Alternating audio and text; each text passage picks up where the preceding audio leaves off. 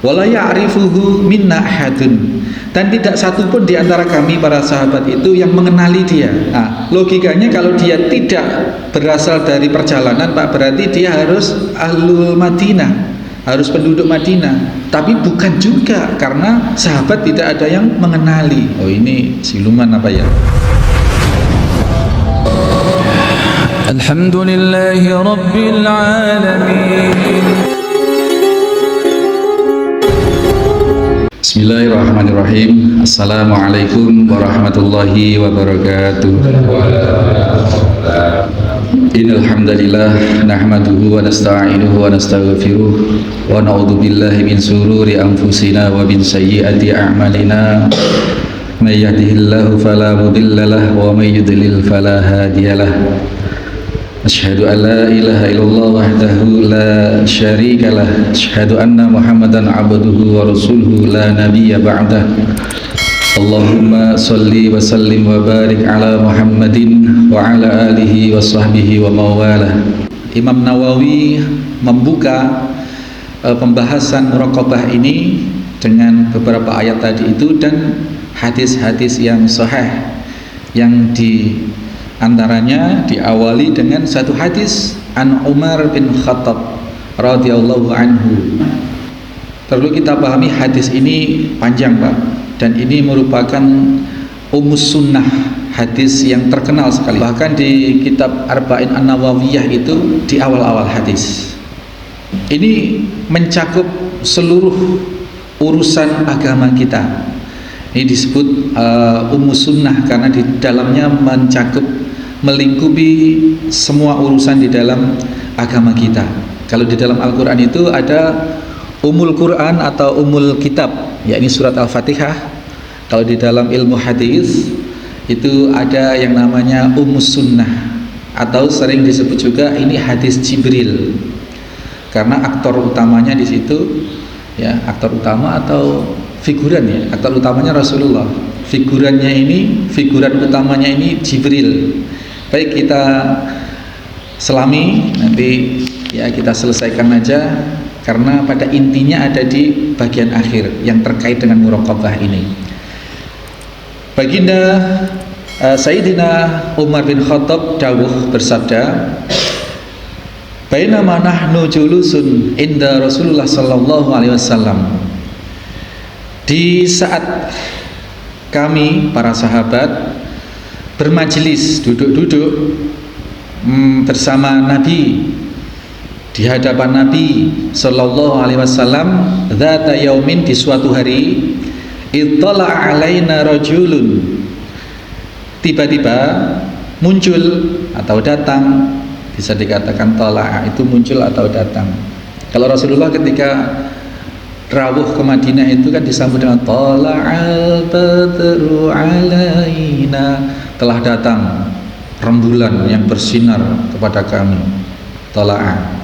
Nah, ini Sayyidina Umar bin Khattab menyatakan telah muncul tala'a alaina rajulun, seorang laki-laki muncul, Pak, tiba-tiba datang.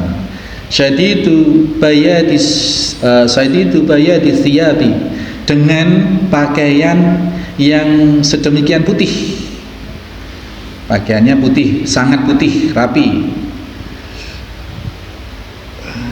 Sadidu sawadi sya'ri, dan dengan rambut yang sedemikian hitam, pakaiannya putih, rambutnya hitam.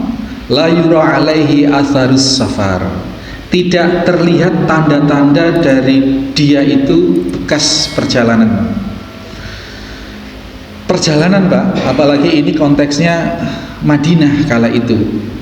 Kalau orang perjalanan pastinya di debu atau di padang pasir.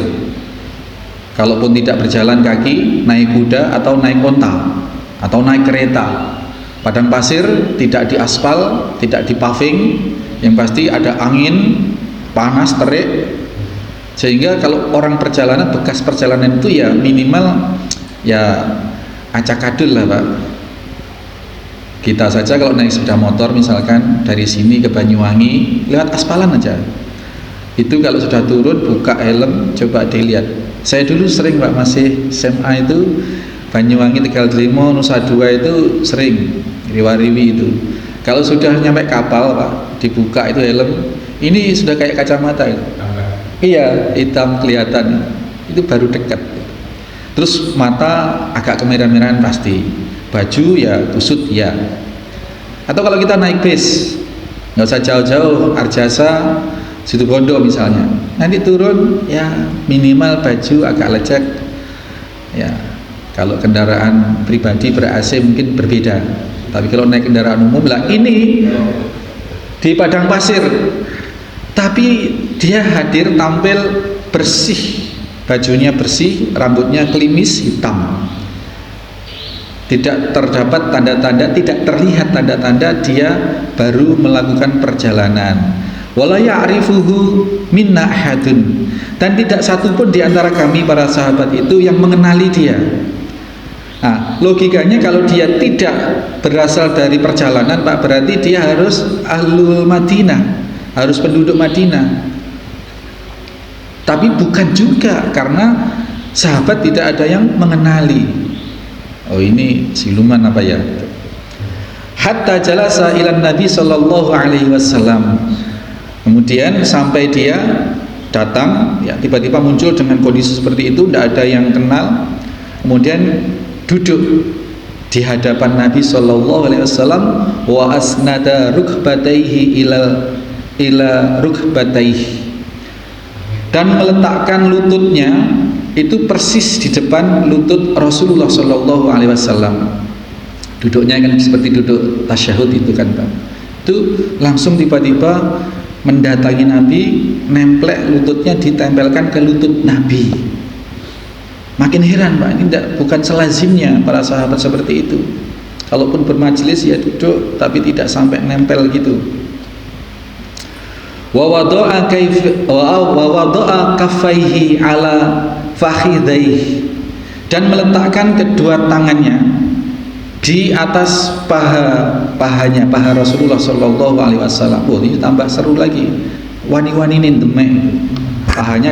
Tangannya ditaruh di pahanya Rasul sallallahu alaihi wasallam. Fakhidaihi. Wa qala, dan orang itu berkata, ya Muhammad.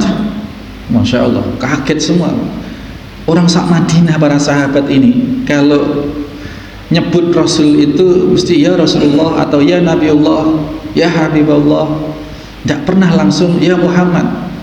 Ya, karakteristik ya Muhammad ini biasanya itu orang-orang Arab Badui, orang-orang tidak terdidik, orang-orang pedalaman itu. Ya kalau di sini ya kayak suku Samin apa gitu ya, orang-orang yang memang tidak terdidik itu menyebut nama Muhammad. Dulu sudah pernah kita ya Muhammad dengan suara keras. Lalu Rasul menyaut dengan suara lebih keras. Itu sudah kita bahas dulu. Nah, kemudian orang ini melanjutkan, ya Muhammad, akhbirni anil Islam.